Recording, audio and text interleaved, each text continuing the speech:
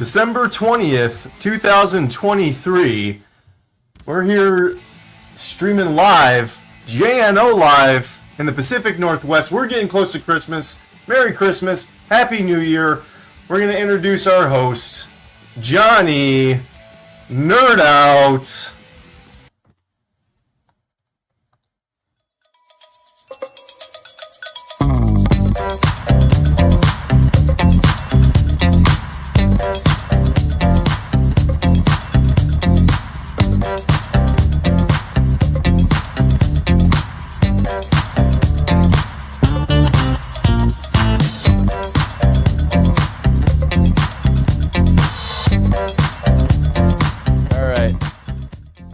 We good? We're in? Yeah, we're good. All right, we're in. We're in like Flynn. Well, all right, what's going on? How's it going, Shane? How you doing? Let's give a round of applause for Shane for being the DJ on here. Oh, thank you. Working the ones and twos. Let's see if my camera's working. Hey, live from the bathroom. Yeah, I like that restroom. Shane insisted on putting that restroom sign up. I said, this is your office, but I could get your name. He said he wants to go by restroom. Okay. All right. So how you doing? We're gonna do a little bit different here. I think Shane, are you gonna run in and do some? We're gonna do some news. We're gonna do some of that. I'm gonna give it to Shane. Shane's gonna go over what he's found in the news. We're gonna talk about that, some upcoming stuff. We're gonna go over. I don't know if you can see this here. This is last week's show. We had this on here. The wiring harness was not in the box. It was driving me insane. It was like, how is this? I unboxed the thing, couldn't find the wiring harness. They shipped it in a separate box. And it was just, if I would have remembered that it was coming in a separate box, just this little tiny wiring bundle, then I would have caused me a lot of less stress and I could have just cut to the chase. So anyways, we got the wiring harness. We are going to test this out live on the air. I did not test this out yet. We're going to try just hooking it up to a regular old battery and see what's going on. So yeah, Shane, are you ready? I'm seeing you got some stuff pulled up. Yeah. So yeah, I do. I have some news. I wanted to talk about news. Let's try the dual screen. Do you want to or this? Sorry, this is gonna be a little quick here. Anyways, so I guess I wanted to look up a couple news-related things that are happening with batteries and e-bike stuff. The main one that I found that just came out in December 19th, this was published. It's by Micromobility. I think John, you remember when we went to their conference, the Micromobility conference? Yeah, it was 2 months ago. They do everything micromobility. It's a good blog website if you guys want to be in the know on all the nerd stuff. I think I like them probably the most, the Micromobility newsletter. I don't know. We'll see. I don't know. Blogs are hard because I feel like you got to put out some crap and you have to put out some good stuff, and then you have to constantly be producing. It's kind of like sometimes there's slow news days, but so you get like the slow news day blogs. But yeah, I'd say they're probably a little bit more meat and potatoes, which I kind of like kind of less fluff, more stuff.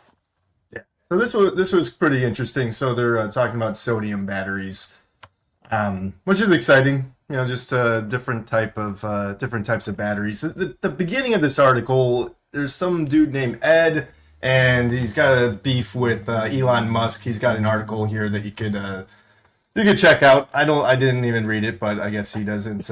That's good. I guess he doesn't like Elon Musk that much. So I feel like a lot of people are starting to turn their nose on Elon Musk. Like a lot of his promises, a lot of stuff. People are starting to, I don't know. I feel like Elon Musk's luster has kind of waned a little bit. He's losing his luster? I think so. I know, like back in the day, everybody was. I was a big Elon Musk fanboy back in the day. I mean, but yeah. Anyways, sodium ion. Just touching back on your news article. Okay, but this is. Let me actually get to the point. So, okay, we're gonna go into hot goss on Elon Musk. So I don't know. Maybe next week I can look up that article and see what they're actually complaining about Elon. But the sodium ion batteries, there's a few different. The thing that caught my eye is there's an actual manufacturer, Chinese manufacturer. It's not something that we're too excited about, I guess, but they are making some e-bikes that are actually powered by sodium-ion batteries. There's actual companies that are they're opening up a battery plant. So there's actual companies out there, people in China and India, and I think that's the big thing that's been kind of slowing down new types of batteries is supply chains and manufacturers. I don't know why they don't want to do it, but hopefully now they're making that switch to some companies. It's that infrastructure. It's like every new technology, people are slow to change, and you don't want to invest a bunch of money in something that you're not sure is going to take off. Lithium ion has been that took off. Sodium ion is now going to be like, well, let's see how this is going. I was looking at the voltage of sodium ion, I believe was 3.2 to 3.6 volts, which I can't remember if that's the operating range, like dead to fully charged.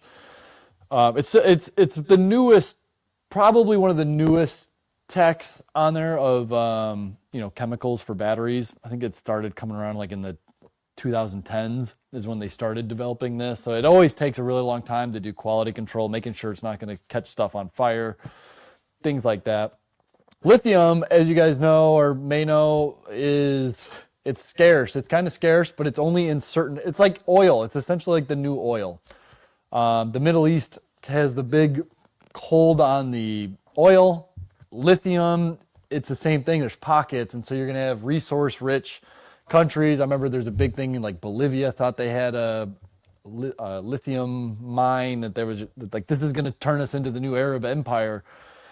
But I think it ended up, they didn't have the infrastructure to actually like harness it or something like that. It was too dirty, so it wasn't viable. But sodium is super viable. It's, one of the most abundant resources there is. It's, salt water. Like you could get sodium ion is super easy to get, so that it could be a huge game changer. These are all like could be's and theoreticallys and maybes, but I think it's exciting.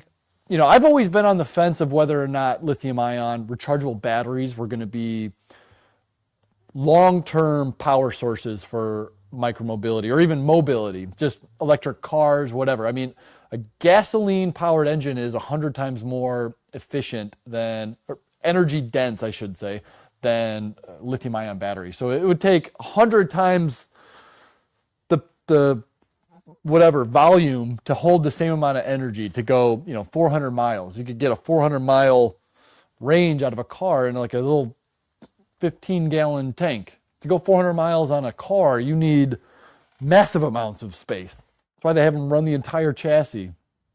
So yeah, that is exciting. Sorry, did you have anything else to add on that one, Shane? Nope, that's it. I mean, just sodium ion batteries. Something new, and hopefully it leads to just I guess just an overall better batteries. Just the EV community should kind of be using safe batteries. Lithium ion's fine, but I think one of the biggest things that I noticed about these, and same thing with the ferro ion and the graphene, that they should be able to charge faster and they should be less combustible. I think that's the biggest thing, is just we want less fires, right? Less people. Well, some people, that's number one on there. A lot of people are just, they don't care. They want price. Yeah. So it's kind of, until their neighbor's house or their house is catching fire from a lithium-ion battery fire, they just want the lowest price. They don't care. That's why you got all these people that are just buying on Amazon. They're buying whatever. They don't care. I had a guy today call me. This is what I was going to tell you earlier, but he was calling me earlier, and he's like, "You sell e-bikes?" And I was like, "Yeah." And he's like, "Well, what are you looking for?" Like, he's like, just something for like $500. He's like, "I don't want to be spending no $1,000 on an e-bike." And I was like, like what? Yeah. Like, okay. I don't recommend anything for under $1,000 in general. I mean, usually the good components itself are pushing $1,000, but just like this guy, he wants to spend $500 on the entire kit and caboodle. And I'm like, wow. All right. Some people just, that's all they care about. Yeah.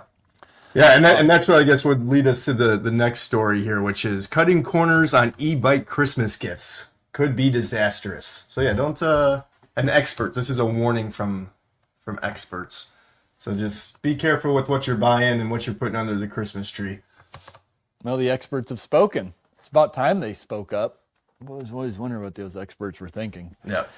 Good for them for finally taking a controversial stance Yep. on safety. Cool. Well, yeah, I do agree. I think a lot of people are just, they want to buy their family or maybe their spouse, whatever. They're thinking about like, you know what? We want to finally get an e-bike, but I don't really know anything about it. I don't want to get junk. I've just had a conversation with somebody recently, somebody close to me. So they're like, they want to get me and my, so-and-so e-bikes, but I don't want to spend a bunch of money, but I also don't want to get junk. So it's like, yeah, it's just that fine line. So a lot of people don't know that, and they just think that they're buying something, and then they end up buying junk, and it ends up, I don't know. Like, you should have talked to me first. I at least could have pointed you to in a direction that this isn't garbage. It may not be like best quality, but at least it's like good quality, and it's not going to cost you an arm and a leg, and it's safe. So I mean, you kind of want to you got to find out what's important to you, and find out, make a chart of like 6 things. Do I want it to be safe? Do I want it to be powerful? Do I want it to be comfortable? Do I want it to be upgradable? Do I want it to be programmable, like customizable? Do I want it, all that stuff? And then do I want it to be affordable? And just kind of make a thing. So if you're watching this and you don't have an e-bike yet, that's what you should be doing. Or go to johnnynerd.com, book a consultation with Shane or I, and we'll get you at least on the right path. All right, cool. So we got through some news. All right, so let's go to some comments. Do we have any good comments you've been seeing, Shane? I'm gonna try not to like read the comments. And because before I was doing that, I was sitting there and it was dead air, and it just sucked. So I'm going to have Shane filter out and give me some of the best stuff. Yeah. So I mean, right now the comments are kind of slow, but guys, feel free to chime in. But David Parker mentioned that how we have graphene batteries in our inventory. So it's always good for us to have different options. I mean, the graphene batteries are still so new. Knock on wood, we have not had any issues with them, so I'm really satisfied with that. We've gone through a decent amount of them. I think we went through 2 rounds of them now, and then we'll be working on our third round of ordering them. So that's good. I mean, that's a good sign that we've had no issues with them. So yeah, staying tuned to see if we get anything with like sodium ion, what the next, the lithium iron phosphate batteries, things like that, all the different chemical compositions that go into the different batteries, and they all have different ramifications. You get a good energy density or a good specific power, which is, it goes back to C ratings, and a C rating is like how much it can put out, how much can it expand in a burst mode. So if you're somebody who's just like, I want 5,000 watts or something, you want a battery cell, and a battery essentially is just a battery of cells. It's a cells put together. So when we say battery and cells, it's a little confusing, but it's kind of the same thing, but it's kind of not. You want to get a cell that is able to put out a lot of power. And different cells are composed for different needs. Some of them are made for like medical equipment that are just good for slow drain, slow drip, no self-discharge. Every battery has discharge, self-discharge. You want like a lot of these alkaline batteries, they have like a 10-year shelf life, no problems whatsoever. That's like crazy low discharge. Some other batteries have fast discharge, like 10% per month. So you have to be topping it off quite a bit. And each cell is totally different. So unless you're really going to get into the weeds on which exactly cell you have, Samsung has different types of cells. People are like, oh, I got a Samsung cell. Well, which Samsung cell did you get? Samsung has a million different cells. They got 18650 cells, and then they've got a bunch under that tree. Then they got the 21700 cells, and they've got a bunch under that one. And they all have different performance characteristics and pluses and minuses. And it's just really kind of important to know like what you're getting. For me, most of my Super Shark packs have Right now, they're currently Samsung 35E cells. Those are kind of like the universal. I say I want to say the futon because they're kind of, except they're actually good at everything. Like a futon usually sucks. It's not good at being a couch or a bed. But the 35E cells are good pretty much at doing everything. High performance, long longevity, just kind of everything. David Hunter from NYC is he's wondering if we heard about the human battery, the ones that are driven by food and energy. Are you is that a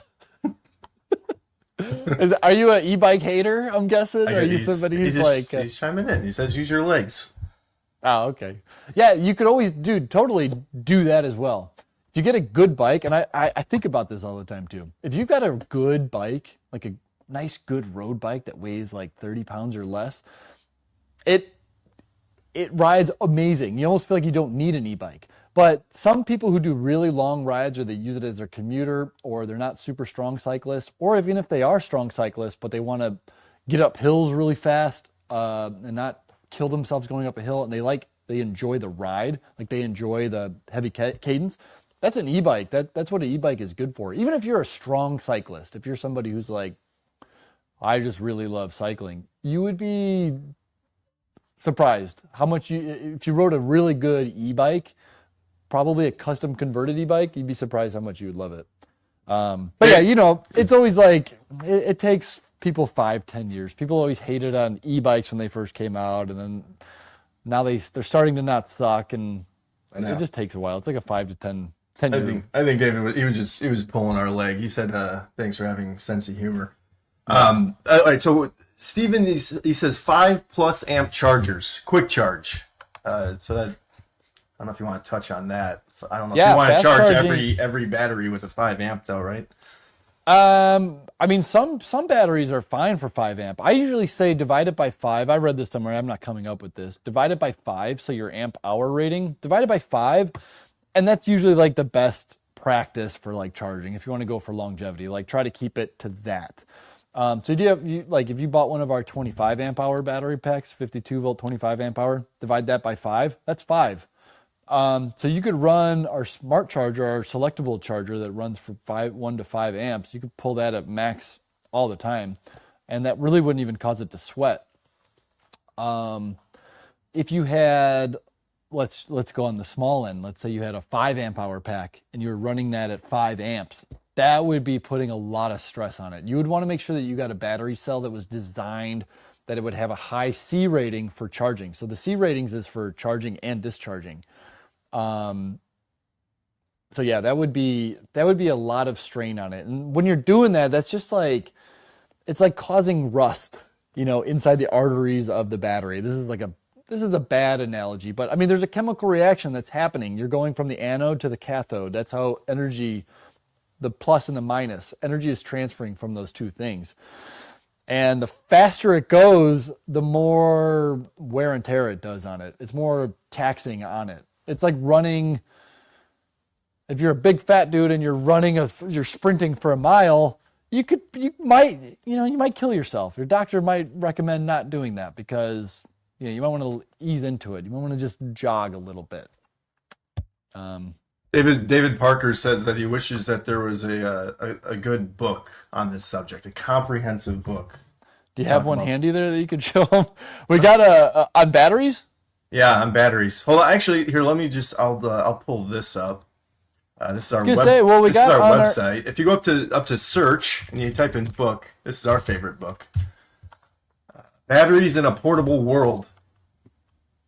A handbook on rechargeable batteries for non-engineers. There it is, right there. Probably the best book. We both read it almost every day to our children and to ourselves. And it puts, he's not lying. It's a great book. It really is. It's everything you want to know about batteries in, I would say non-engineer speak. It does get a little heavy at some points, but if you just read it again, sometimes I've gone back and I've read it again. I'm like, oh, that makes sense now. Like, it just makes sense. Some of it's a little heavy, but yeah, if you want to get to know everything about batteries, that's the book. That is the book to read.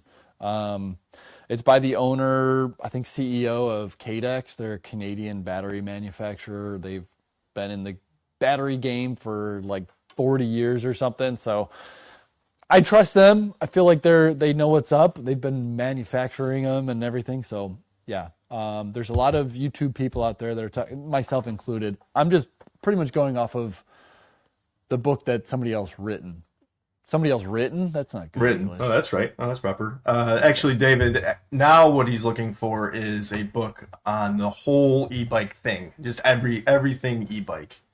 Man, I've been working on a book actually about the whole thing. It would be about custom e-bikes. Oh, my light just went out. My light just went out. But so it would be about the whole thing. It would be a whole shebang about custom e-bike. So it would be about motor selection, kind of everything about that, selecting a bike, adjusting your bike, the whole philosophy behind it and stuff. I started working on it years ago, and then it kind of took to the wayside when my daughter was born, but I should probably, I want to work on that again, because it's something I think about all the time, about like, oh, this would be a great chapter, and this would, other than that, I think Micah Toll or something, I think he has a book out. I haven't read it. I don't know if it's any good. It's the only one that I'm really even familiar with, but I don't know.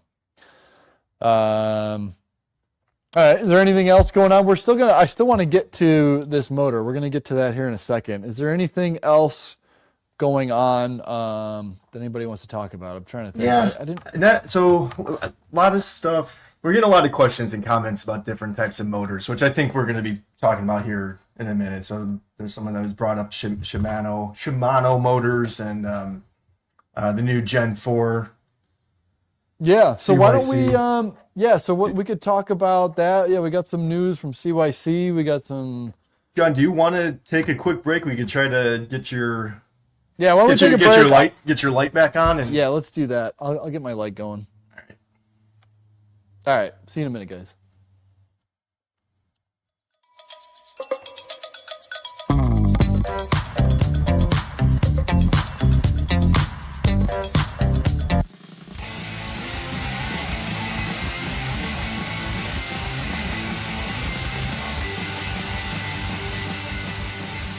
Hey guys, Johnny Nerd out here. I want to talk to you guys about a product by a company called Grin Technology up in Canada. They're ebikes.ca. They have a couple of battery mounting products that I really like, and I thought I would let you guys know. Some of you already know about it, some of you don't. They're the Bob series. You got the bottle bob, the double bob, and the triple bob. And it really just allows you to mount really securely your battery plate to your bike so that it doesn't go anywhere. Bottle bob creates essentially a bottle mount. Those little holes that are in there that screw in that hold your water bottle mount, these replicate that. And they're hose clamped to your frame. So a little trade-off, yes, you have to hose clamp to your bike. A lot of people don't like it. It does come with these shrink wrap that go around the hose clamp, so it doesn't look as bad. Trade-off is you get a super snug fit. So the double bob is going to have 2 mounts for you to snap into, screw into, and the triple bob is going to give you 3 points to screw into. If you want to have that extraness, go with the triple bob. If you just want to be just regular NIS, get the double bob. And if you need super flexibility, go with the bottle bob. All right, thanks guys.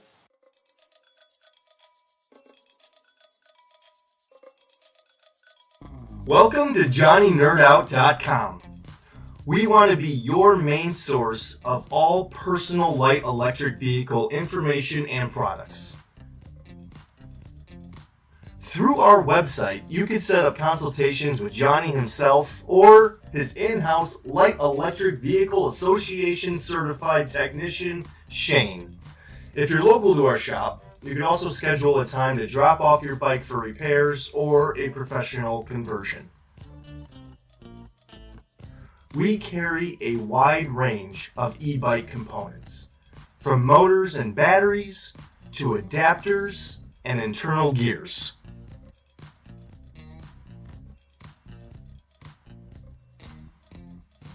Our top-selling motors right now are Bafang's 1000-watt BBS HD and CYC's Gen 3 X1 Pro.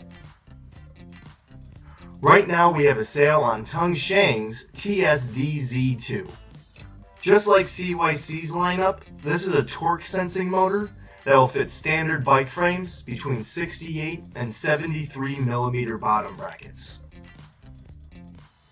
You can stay up to date with our current inventory by visiting the site directly or contacting us at the number at the bottom of our page. You could also email us with product questions to shane@johnnynerdout.com. To find a compatible battery for your motor from our shop, just navigate to batteries and you could choose between 48 and 52 volts. Our 8 amp hour 40T performance packs are very sleek and very stealthy. Over the years, Johnny Nerdout has built relations with the industry's most reputable battery manufacturers. We only carry battery packs containing LG, Panasonic, and Samsung cells. This year, we are excited to start carrying a graphene-based variant for some of our SuperShark battery packs. From the SuperShark's product page, go to the drop-down menu to choose your cells. We will typically have in stock the Samsung 35E cells with a 40 amp BMS, as well as the graphene-based 40 amp BMS Appear cells. You can learn more about Appear's graphene-based technology at appearhome.com. Hopefully, more battery manufacturers will start using graphene in their cells. It's going to lead to faster charge times, longer range, and overall better battery life. You can also join the discussion, whether you're a novice or an expert. You can jump into our forums.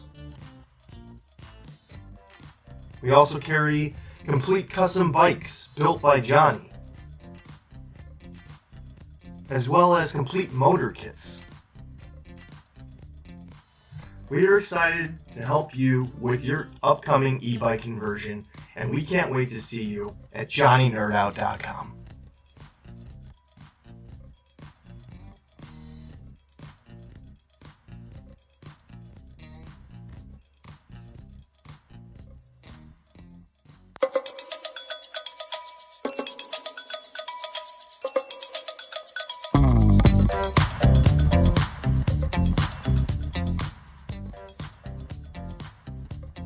All right, I think we're good. All right, sorry about that. The light was broken. Now we're back on. Okay, so yeah, really quick, if you guys want, just feel free to comment. If you guys got questions, comments, you want to jump in, go for there. Also, we're gonna try. If you guys are interested, we could try taking a phone call. If you guys want to try to do like either a consultation or whatever. If you just want to kick it. Live on YouTube. You could email Shane over at shane@johnnynerdout.com if you guys are interested in calling in. And I'm probably going to mispronounce his name, but AD&B said that they tested a direct drive and hub motors. Hub motors consume more power than a higher watt direct drive. Hub motors? A geared hub motor? I'm not sure. That's all he said. I tested direct drive and hub motors. So is that? I mean, yeah, it would make sense. Testing. Direct drive hub motors are pretty efficient because there's no like loss. There's less parts. They're pretty good. Performance and generally, like, I don't know. I'm not sure what it's in. Geared hub motors. Yeah, geared hub motors. I don't know what that's in relation to or what that was. What were we talking about? I'm just throwing it out there. Now we're talking about motors. Yeah, direct drive motors, direct drive hub motors are they can handle a lot more power without melting. There's just less stuff. But they're saying that he's saying it consumes more power than a direct drive. Yeah, a geared hub motor. Yeah. Yeah.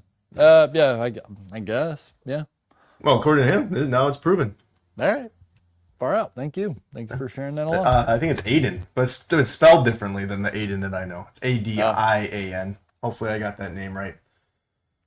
Okay. Yep. Well, thank you. Thank you, Aiden. Aiden? I don't know. Adine. So yeah, so let's get into this. Oh, really quick. So if you guys want, Yeah, I already got that spiel out of the way. Also, JohnnyNerdOut.com, we're still running 5% off of everything store-wide until the end of the year. So you got like 10 more days. So if you want to get your loved one something that shows that you really love them, get a e-bike battery, put it under their pillow. When they wake up, they're going to say, oh my goodness, you shouldn't have. My neck hurts. Oh, but it'll be great. Okay, so let's go right into this. So this is the new motor, the M635. Didn't have the wiring harness. We have it now. So normally this is like, okay, can you just switch to the overhead camera here? I'm going to get this out of the way. Oh, yeah. Okay. Normally, so you can see here, it's got a CAN bus protocol. This is like for communication. This is just a battery. But normally you'd have to buy the proprietary Bafang battery. This comes off the WIT. It has the power and the CAN bus protocol. That you have to plug both of them in.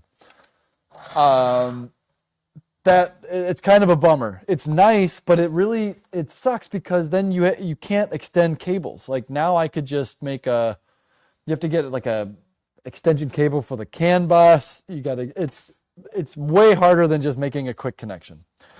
So anyways, let's try to fire this up. I got this all wired up. I have not done this yet. So we're going to see what this does. I'm going to try to connect it and fire it up with leaving this unplugged. Let's just see what happens.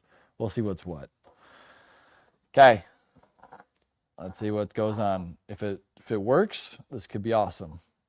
Firing up. It is going. Can you guys see that? Yeah, you got a little digital zoom going. Okay. Well, lights are happening. We got some lights. That's cool. These lights are actually pretty cool. I will say that. And they're made by Bafang, so these are going to be good quality. So I'm all about that. Let's see here. We got the throttle. We have motor. So I don't know how long it's going to go for because it's not going to be detecting speed. This always happens when I get people that do their install. They're like, I did the install, but then the error 21H came on. I'm like, well, it has to be detecting speed. Otherwise, it's going to think that something's wrong. That's part of the algorithm. So it does work. I'm trying to find a magnet. Here we go. Here's a magnet. I want to fake detecting speed. This is what you guys do when I tell you to bench press your motors before you install them. This is what I'm talking about doing. So you just kind of, let's see, it's registering speed. So you just kind of do this, and then I'm going to, let's bump it up to pedal assist.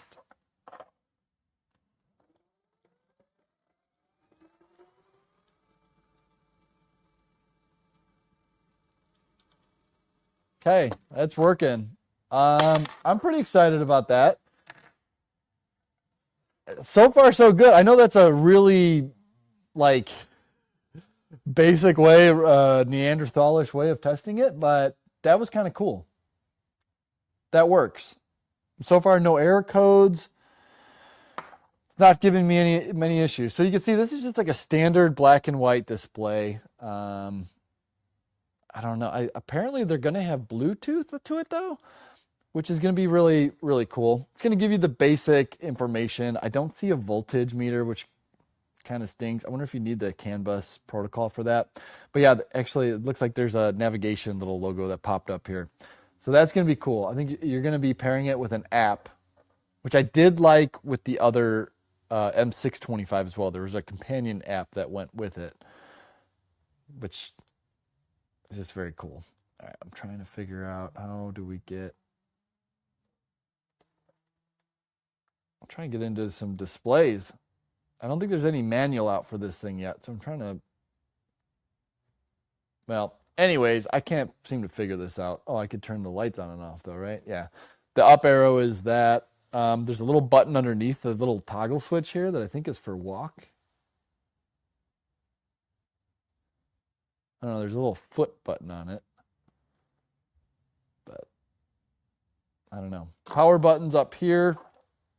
Oh, I wonder if I could just press and hold this then. Nope. Ain't happening. All right. Well, anyway, so that's cool. I'm gonna power this off. I think this is good, and I'm kind of curious. I never tried this on the M625. Just plugging it directly in and seeing if it works. I don't know long term if that's going to cause any issues by not having this plugged in, but this is good news.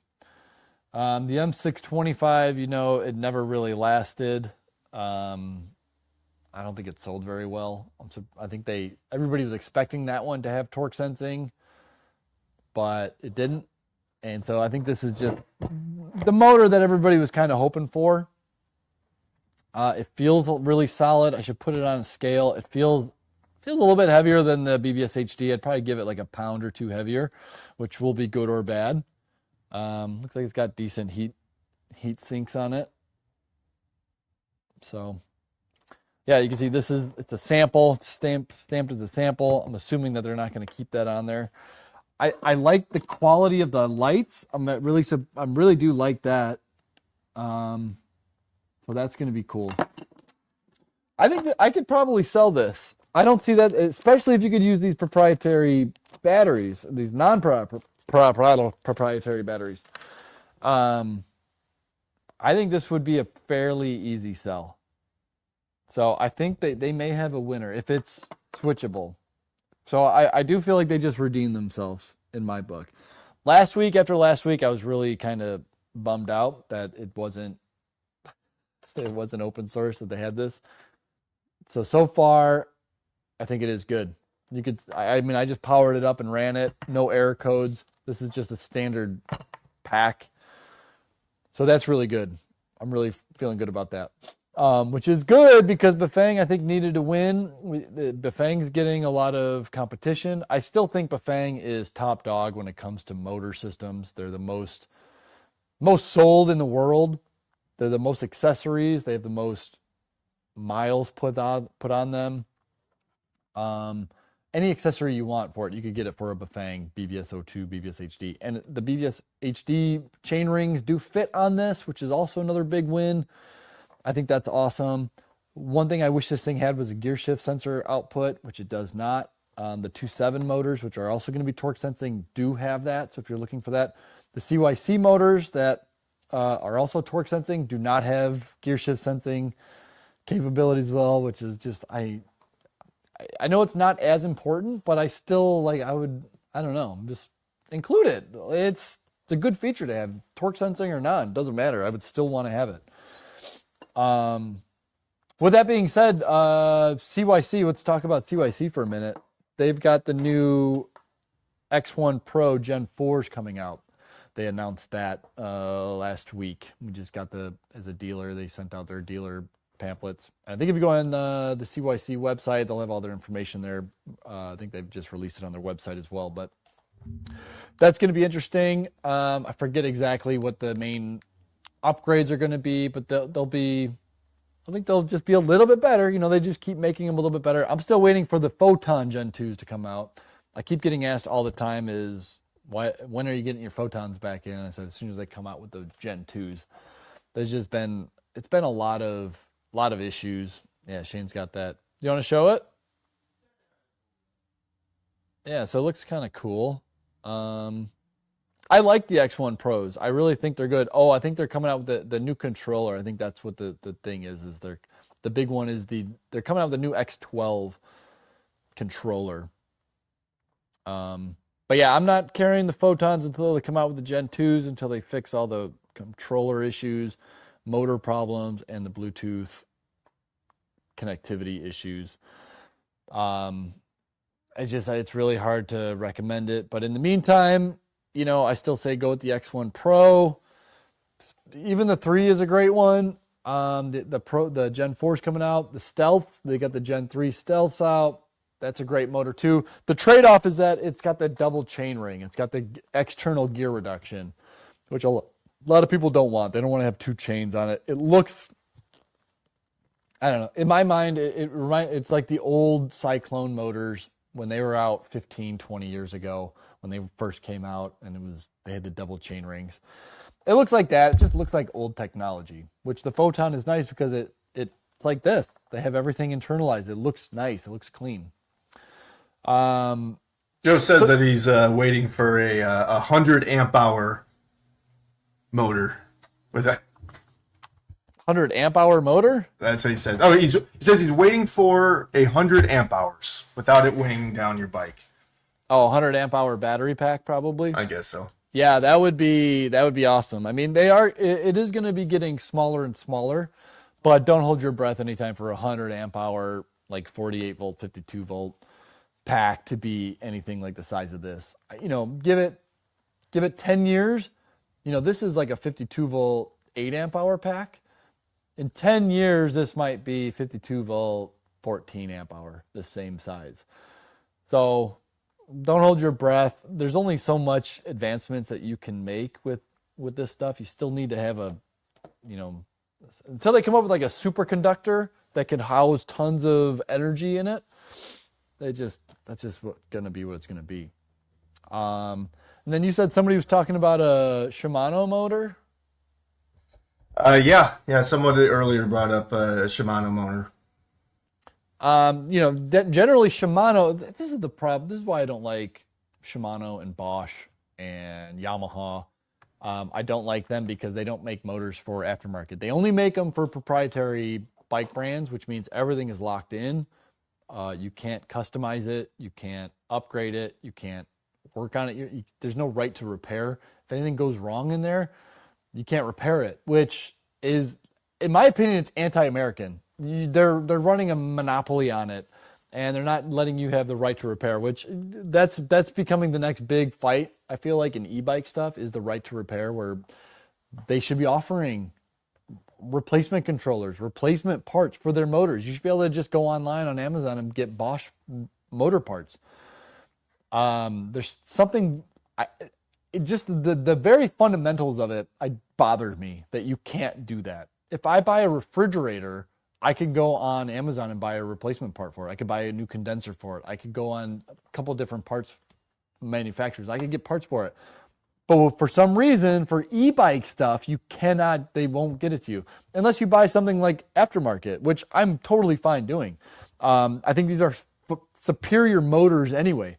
I think Bosch makes a good motor, and I think they're capable of making a really good motor, something with like a high power motor and torque sensing. But at the end of the day, I'm fine as long as we have this. They got tons of competition. I'd much rather buy one of these motors anyway, because they will sell you all the replacement parts that you can maintain and repair it yourself. And these things are super easy to repair and maintain yourself anyway. So the idea that they're like, no, you have to come back to the bike shop or send it back to the manufacturer to work on it and spend ungodly amounts of money and waste ungodly amounts of time shipping or waiting, letting them service to order parts and get it, like, it's insane. So for that part, I really have like a personal bother against Shimano, Yamaha, and Bosch. I think even Bros, there's a couple motors that I just hate it when they just keep it proprietary and like, no, you want to work on it? No, we're going to do it. I mean, I know there's a fine line because they don't want people messing it up, but I mean, in my line of work, I talk to people every day about like, hey, I want to replace the pinion gear. I want to replace the whatever. I broke this off or whatever. I got 10,000 miles on this thing. I want to get new planetary gears, whatever. A 5-minute YouTube video and you can become an e-bike expert almost on repairing these motors. It's not very difficult. And same thing with those motors, the Yamaha. Anyways, I want to get off my rant horse, but that's why I really like what Bafang, CYC, 27, even Tongsheng, all the custom e-bike motors are doing. And even, the batteries here from Bafang, like, they're not going to sell you replacement parts. If you bust your BMS, you're not going to replace it. You're not going to be able to do anything. They're not going to sell you a lock if you... That's why I don't like that stuff. I like customizing stuff, and I like being able to, really dial in whatever you got and repair it and upgrade it and all that stuff. I don't know. Anyways, we got anything on the comments or anything going on? Do we have any calls? Does anybody want to try to call in? We could try it out. Otherwise, we'll try it again probably in 2 weeks. We're going to be off next week for the holidays. Shane's temporarily quitting. Hey, yeah. No, we were talking about chain rings in the chat. Someone was wondering if we carry a 32 tooth for the BBS02. I don't think we A go 32 tooth? Yeah. So what's There's no Lucky? 32 Is there a tooth 28? native? Lucky has the most different sizes. They got 28 tooth all the way up to 52, but they go 28, 36, 40, 42, 46, and then 52. But the stock chain rings, you could get 48. What else do we got? We got 44. So between the stock chain rings and Lecky, like you could almost find anything you want. You could always just get an adapter, get a spider adapter. We sell them at johnnynerd.com, and you can put whatever chain ring you want on it, as long as it's got the same bolt pattern. What's the smallest stock chain ring we have for the O2? Is it 36? 36? Yeah, so you could go 36 for the stock chain ring. If you're just ordering a kit, you want to go super small. You don't want to spend a bunch of money, you go 36. But if you want to get crazy torque, that's 28. You want to get that with the Lecky. It's a little bit, the 28 tooth with Lecky, the 28 tooth is the cheapest. For some reason, it goes up to over double the amount for a 52 tooth. It's not double the aluminum, I don't think, but it is. It's a lot more money. So, but anything you want to do, you can do it. If you want to get even lower, if you want to get like a 24 tooth, you could do it. You get an aftermarket one and just bolt it on to a spider. Or there's a welder's away. Yeah, exactly. You dream it. What was that? Furniture. You dream it. You Walter rebuild it. E. Smith. Yeah, for all you Chicago You dream people. it, you will build it. Doug says that he's working on a Trek 7. He's adding an O2. He wants to put a 36 tooth on it, but cannot shift to the lowest gear. Maybe a long chain is the answer. Yeah, that's the thing with the 36 tooths. That there's like no offset to it. So and what kind of Trek does he have? It said 7. A Trek Marlin 7? Probably Marlin. There's the Roscoe. He could have a Roscoe. He could have a Marlin. They have 7s at the end of the Roscoes? Yeah. So it depends on either way. It doesn't matter. But the 36 tooth is going to give you there's just no offset to it. So if you're having problems like that, that's what happens. If you just you're sticking a dinner plate onto here and it's just sticking out straight, you want to put a bowl on here instead of like a flat dinner plate. You want to put a bowl that comes out here and it brings the teeth in as close as possible without hitting your frame or hitting anything else. And you want to try to avoid putting spacers on your axle here. You guys see that? You want to try to you don't want to bump this away from your bike at all, if at all possible. As long as this is not hitting your chainstay, only use spacers on this side as needed. And then you want to bring the chain line in as close as you possibly can to your bike without hitting anything, while still maintaining, it's a balancing act, because you want to maintain your performance. You want to get, do you want a small chain ring for good hill climbing, acceleration? You want to be doing wheelies and impressing all the neighborhood kids? Or do you want to be doing 52 tooth high chain ring so that you're able to pedal along at a high cadence at a high speed comfortably? So it's a balancing act, first of all, deciding which chain ring you need and then getting as close to that while physically getting, so you're able to use all your gears. So for you, I'd say you want to be looking at probably the 42 tooth Lecky. Now, if you have a 10 to 12 speed gear set on your back, you want to be looking at the Pro, because it's a thinner teeth that'll hold on to the chain better. So yeah, keep that in mind. And again, if you're getting lost on this, go to johnnynerd.com, book a consultation, or you can even just email if you want to get a quick question, whatever, blah blah blah. You can just email. Physiel says he's wondering about the M635, if all the other connectors are compatible with the HD. No, that was a bummer. I think we touched on that last week. They're not compatible, which I am bummed about that. So wiring harnesses, totally different connectors. I'm bummed about that. And I don't think that the displays are going to work.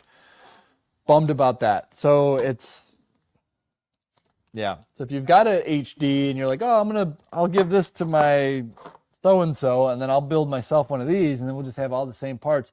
Not going to happen, unfortunately. So, but if you're starting from scratch, it may not be that big of a deal. But I don't know. I don't know about the internals of this, if they are using like the same gear reduction all those same, obviously the controller's different, so I'm assuming the gaskets are going to be different. I don't know if they're using like the same pinion gears and all that stuff, or all this. So getting replacement parts might just take a little bit of time, but I like where they're going with this. I don't know if it's a BBS HD killer just yet, but as more accessories come out, I think that's the thing. The BBS HD and O2 have just so much accessories out there for them that it's going to take a while to dethrone those two motors.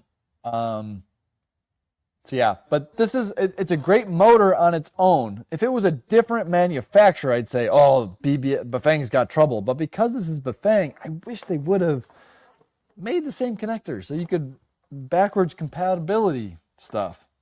I don't know why they did that. Maybe they just didn't have enough.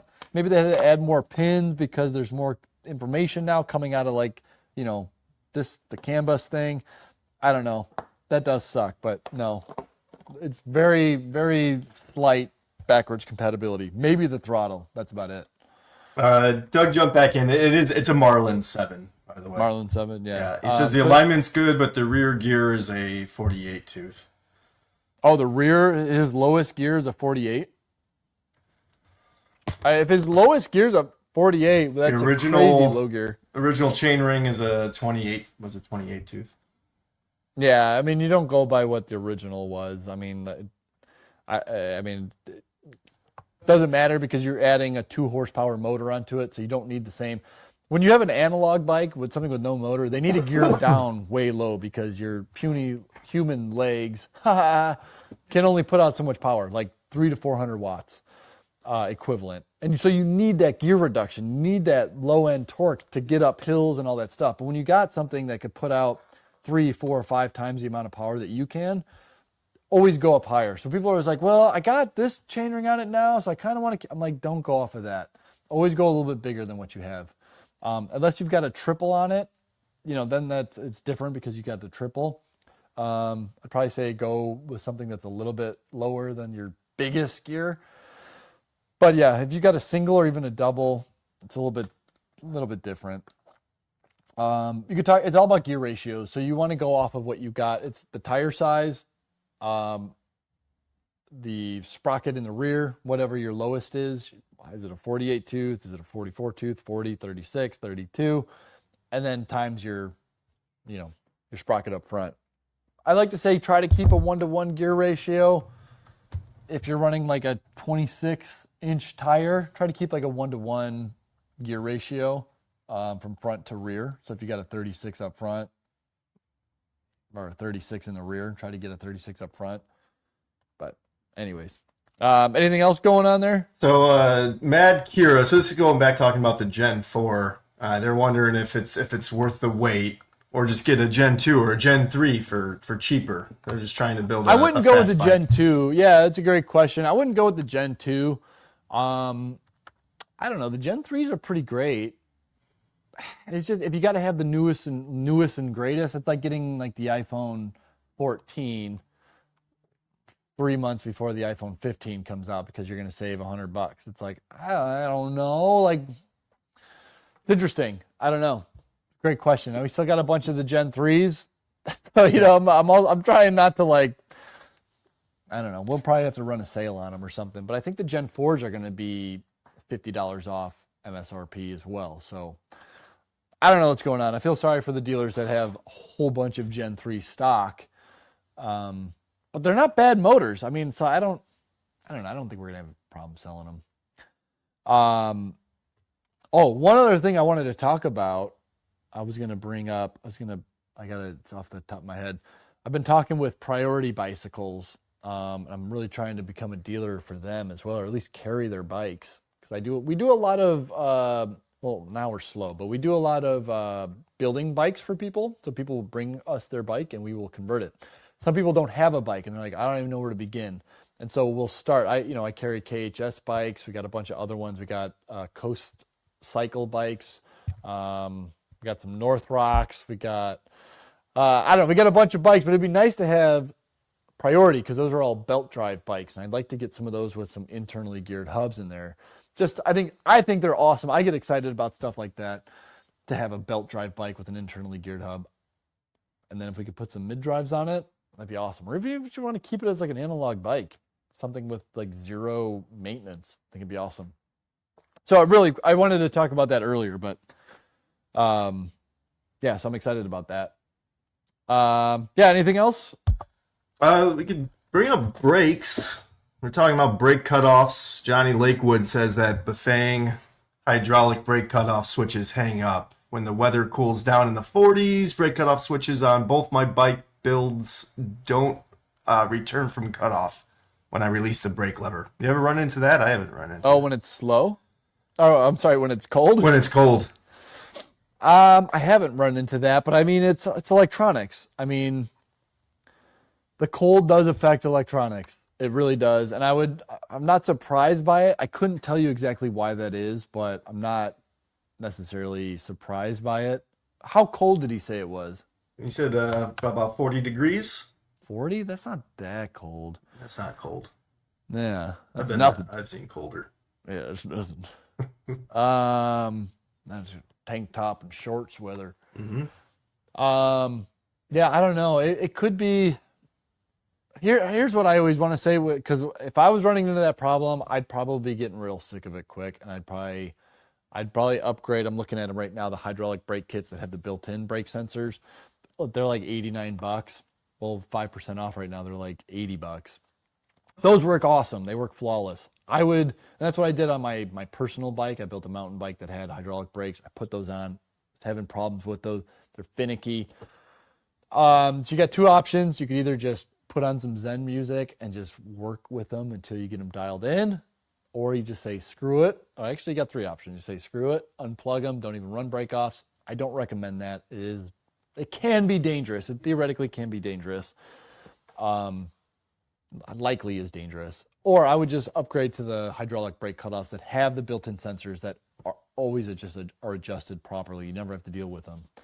So that's what I would recommend. But I do feel for you, because I know it's super aggravating. You're like, I'm doing this right. Why is this not going? I've been there. I think we've all been there. If you have hydraulic brakes, we've all been there. It's super frustrating. Hey John, we did a video installing the hydraulic cutoffs, right? The aftermarket ones, yeah. Yeah. Oh, okay. So all right. So Doug's wondering if we could do a video mounting the cutoff.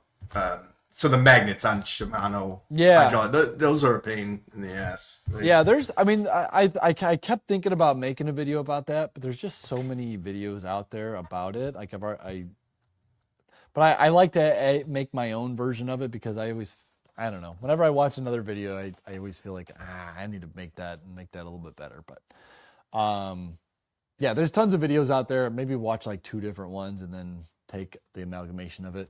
Maybe one day, we are kind of slow. Maybe one day we will make a video on it and just kind of show you how to do it and the best way to do it. The other way to go is, I think you can use the CYC brake cutoffs. They're the same thing as the Bafangs, except they have a LED light at the end of it, so it tells you if you're good or not. That's huge. It's so funny. I've never tried cross compatibility from CYC to Bafang. I've done the opposite, and it works. Bafang stuff works with that, so I would assume that it would work the other way.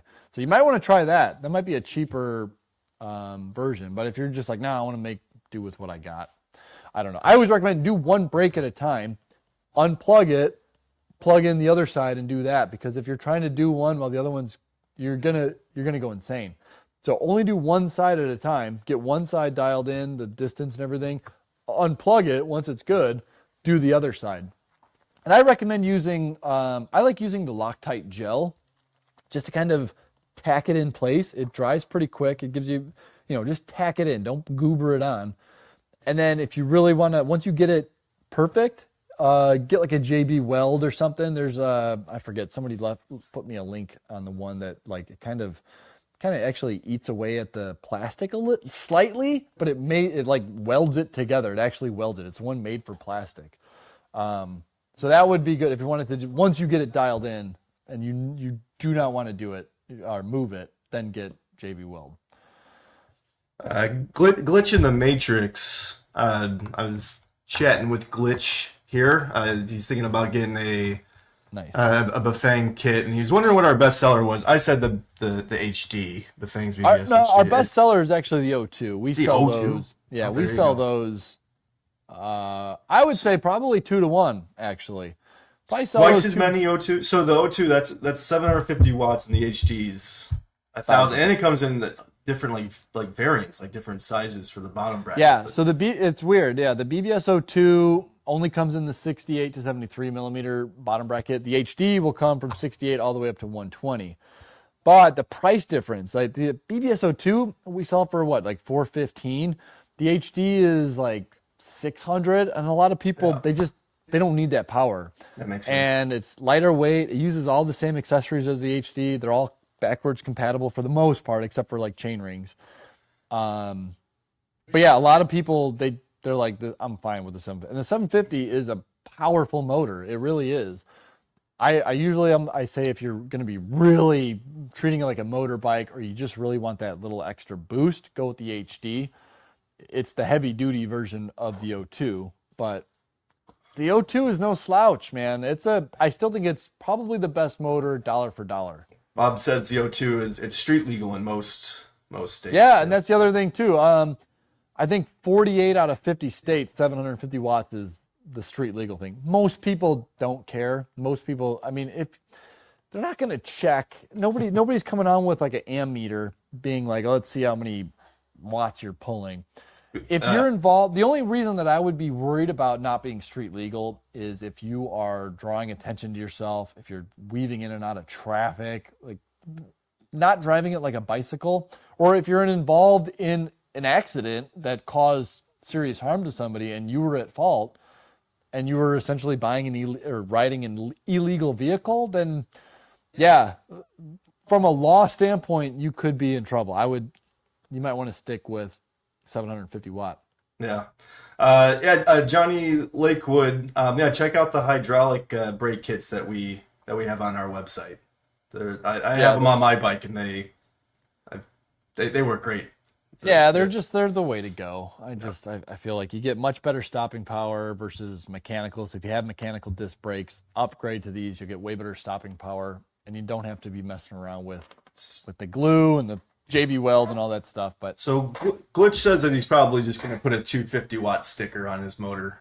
There you go. The country that he's in. Put a 250 watt sticker on your Suron and just call it a day. Yeah. Be like, hey, the sticker don't lie, officer. Yeah, you could. It's funny because all the motors that we sell usually come with a 250 watt sticker. It just comes like that from Bafang, and people are always like, wait a minute, I ordered a 1,000 watt motor and the sticker in here says 250, and I have to explain to them, it's a sticker. It doesn't mean that's that. But yeah, the 250 watt doesn't mean that that's what the motor is. It just means that the sticker says 250W. That's all that means. Another thing to clarify, Glitch. So the brake cutoffs, if you have mechanical brakes, then they come with the brake lever. You just switch out the brake levers, and those have the cutoffs. But if you have hydraulic brakes, then the sensors are magnets that you're going to install on the brake handles, and it's usually worth the upgrade, right, to get the hydraulic kit. But if you have mechanical brakes, it comes with the levers if you click mechanical. Yeah. Yeah, if you have mechanical brakes, yeah, this is all a moot point because it's built-in brake cutoffs as well, which is super nice. Okay, we got no call-ins. Got no call-ins today. I don't know how. What do we got to do to get people to call? And should we just have the phone number scrolling across the screen and just see if people call? That's the thing is, I don't know if I want to put the phone number for just any jamook to just call in and be like, I don't know if that's a word or not. It's a word. Yeah. Did I just highly offend somebody? Then I apologize. Yeah, it's a word. I don't know. I think there should be some sort of vetting process, a little bit at least, like a little barrier. I know we're gonna get some idiots that are just want to, baba booey us. That's true. But whatever. We can handle it. You could also because I mean, if someone calls in, they could also just go to voicemail. They can leave a voice message, and if they leave a good enough one, we'll call them back. There you go. Maybe that'll be our protocol going forward. Yeah. All right. I guess any last minute. I think we got to be at time now, right? Yeah, I think we're a little bit over an hour. All right, cool. Any last minute, any good doozy comments? I don't have anything. I think are you asking if I have any comments or if Yeah, do you have any comments? I have nothing else to say about this matter? Let me see. Somebody said, thank you, Johnny Lakewood. David Parker, I hope that we answered your questions. I talked to David yesterday on the phone, and he was considering that torque, the new torque motor by Bafang. So I'm not sure when is that actually going to be. They got an estimated date for that? I haven't heard yet. I mean, I guess technically I probably could sell this one. I have a few more on order. I'm not going to sell this one though because it's a sample. I'm probably just going to put this on a bike, and then in a couple months we'll make a video, long-term review test or something like that. When we get slow, I'll put this on a bike. I'm guessing like February. We hopefully will have the sellable versions. And again, I'm not anti this motor. I think I'm going to be selling a decent amount of these. It's not the M625, which that one, I mean, every time I bought a batch of them, I was just like, oh man, what did I do? Like, ugh. But people bought them. People didn't hate them. So I think it's a small niche. This one is not a small niche. This one I think it's going to do okay.